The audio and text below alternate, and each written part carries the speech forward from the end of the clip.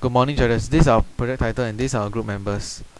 So firstly, I'm sure we have seen scenes of this and this, which makes us just wonder how much of these fruit peels are wasted every day. From a 2010 statistic from NEA, food waste on a cycle per annum is at 500,000 tons, a huge figure. The solution for this is actually the 3 R's, but for our project, we'll just focus on the recycle component. So, we all know that a fruit always gives us a flesh and a shell, but did you know that the shell can actually give you this, which is activated carbon? And that is not all. Durian has similar properties to jackfruit and can also produce activated carbon. So, to explain a bit more about activated carbon, imagine the black powder is actually full of pores that can absorb anything from tobacco and tannin to metals. Thus, what would otherwise be wasted can now be translated to money. This is our experiment objective: to investigate the absorption of aqueous copper 2 and zinc species using activated carbon prepared from jackfruit peels and durian peels. This is our experimental objective flowchart. We'll use the 2 types of peels and then we'll use the commercial activated carbon and we'll conduct 4 tests to determine them, namely the adsorption studies, absorption studies, pH study, and the contact time study. This is our experimental purpose: to test the effectiveness of the non-coal-based activated carbon prepared from the waste fruit peels, and then we'll compare them to the commercial activated carbon using cost of production versus effectiveness. The rationale for our project: commercially produced activated carbon is getting more and more expensive. Copper is dangerous to our bodies. Likewise is zinc, which can actually leach from pipes to our water, and the demand for activated carbon has been rising steadily. For the experimental procedure, it's split into 2 parts. We'll extract and prepare the activated carbon from the fruit peels, and then we'll conduct our studies. This is our procedure and our list of equipment. This is our 4 days procedure. Firstly, we'll soak the peels for 1 day in acid and shake. Samples is washed with water to get rid of acid. Solution is then dried at 100 degrees Celsius in an oven for 2 days. It is then washed again to get rid of acid fumes, dried again, and then carbonized in an etching furnace to activate the carbon into activated carbon. A more detailed pictorial diagram is shown here.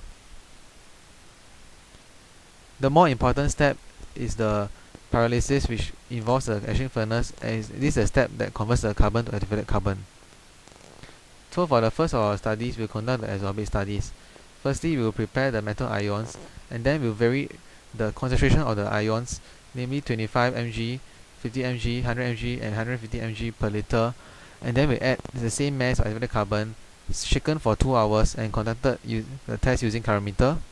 For the second study, the adsorption study, we'll use the same amount of the metal ion, same volume and same concentration, but now we'll vary the mass of the activated carbon that we add in: 0.1, 0.2, 0.3, and 0.4 grams. The tube is then shaken at room temperature for 2 hours and also tested using a calorimeter.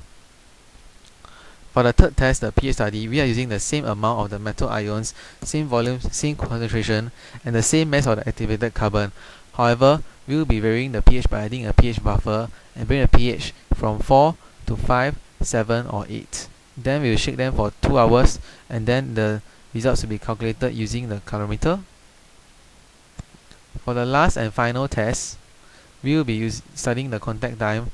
We add in the same volume and same concentration of the metal ions and the same mass of the activated carbon, but however this time we will vary the time. For the usual 2 hours, we will only conduct the experiment for 5 minutes, 10 minutes, 15 minutes, and 20 minutes, and then we will use the calorimeter to test.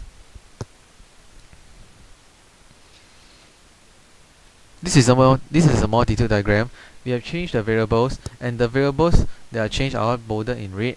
The experiment will be done 6 times because we are using 3 types of activated carbon and 2 types of metal ions. All results are triplicated and averaged with a control being done, and ANOVA and p-value tests were plotted, and all received positive results. This is our experimental procedure. Firstly, we will put the solution in the centrifuge tubes. Then after that, we add in the activated carbon. After that, we will shake them on the seesaw shaker, whereby thereafter we will use a centrifuge, and after that we will prepare the solution and use a calorimeter to conduct the test. Now for the results. We have obtained many graphs, but we will show you only the detailed analysis at the end.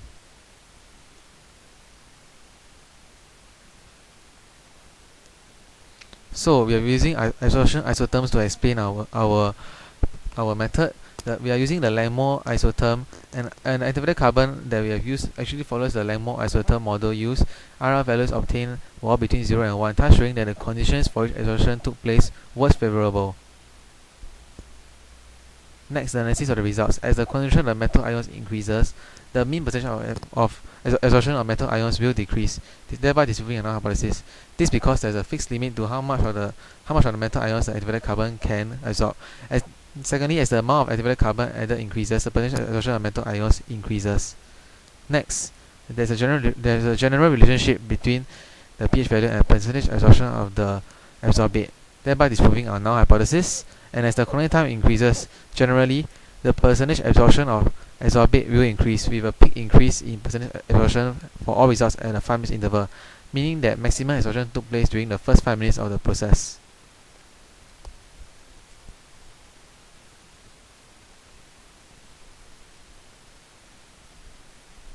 Now, the adsorption of copper 2 ions also showed a more positive and natural trend compared to zinc ions, probably due to the intrinsic properties of copper 2 ions, and dual injected activated carbon showed approximately 50% absorption capacity compared to the normal activated carbon from a commercial process. Of course, what we see here is that the dual activated carbon and injected activated carbon is only 50% the capacity of a normal commercial activated carbon. But think of it this way: what would otherwise have been binned and thrown away is now recycled to become money and recycling, and this saves the earth. As more and more pills are recycled, we get more money and we also save more of earth. Now with application of our findings, the cost breakdown. The commercial activated carbon costs about $45, while we have worked out the cost of the heating procedure of our activated carbon to be $11.15, 20% the cost of commercial activated carbon. Although when neglecting the manpower cost of collecting the fruit pills, we are also not factoring in the cheaper process when the whole process is converted industrially. Thus, for the future work, we can also consider preparing activated carbon from lychee. And this is the conclusion: waste is nothing but useful material at the wrong place. Recycle your pills today. These are a list of selected references. Thank you for your kindest attention.